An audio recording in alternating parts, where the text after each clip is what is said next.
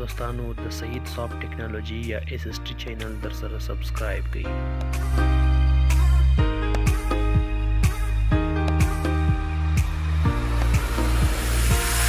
او د چینل خوښولو وروسته د بیل یا زنګولې آیکن هم ووهئ چې د هرې ویډیو په اپلوډ سره به تاسو ته خبر درکول کېږي. سلامونه دوستانو، هیله ده جوړ به یاست. د یوې بلې ویډیو سره درته ښه راغلاست وایم. نن پر یوه داسې ویډیو کار کوو. ځینې ملګري وایي چې څنګه زموږ فرینډ لیست یا د ملګرو لیست په فیسبوک کې پټ وي، چې ان زموږ ملګري هم زموږ د ملګرو لیست ونه ویني. دا کار به څنګه کېږي؟ راځو پر دې کار کوو. دا په فیسبوک اپلیکیشن کې نه کېږي. موږ به راځو یو براوزر به خلاصوو، که هغه کروم او که هر براوزر یې، په هغه کې به موږ فیسبوک را خلاصوو. فیسبوک ته داخلیږو.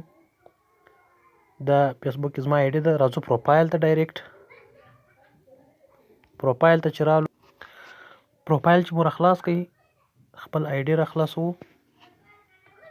آی ډي انټرنیټ یو څه کمزوری دی، نو بخښه دې زموږ انټرنیټ خو نو تل داسې وي. پروفایل چې مو کله را خلاص کړئ، دا به سکرال کړئ، دلته د فرینډز په نامه بټن شته، هغه به ووهئ. کله چې مو فرینډز درته را خلاص شول، فرینډز انټرنیټ ډېر سلو دی، زموږ د ویډیو سایز هم غټېږي په دا رقم باندې. دا د فرینډز درته را خلاص شوه. دلته په دې رسته خوا کې تاسې د کلپ په علامه باندې یو شی وینئ، یو اپشن وینئ، دا به کلیک کړئ. دلته پر مور باندې کلیک کوو. دلته درې اپشنونه دي. پبلیک، فرینډز، اونلی می.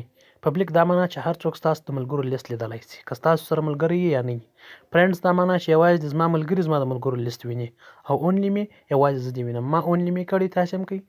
او نور نو کیسه خلاصه ده. نور څوک به ستاسې نه هم ستاسې ملګري او نه هم عام خلک ستاسو د ملګرو لیست لیدلی شي. تر یوې بلې داسې ویډیو پورې د خدای په امان، ښه وخت.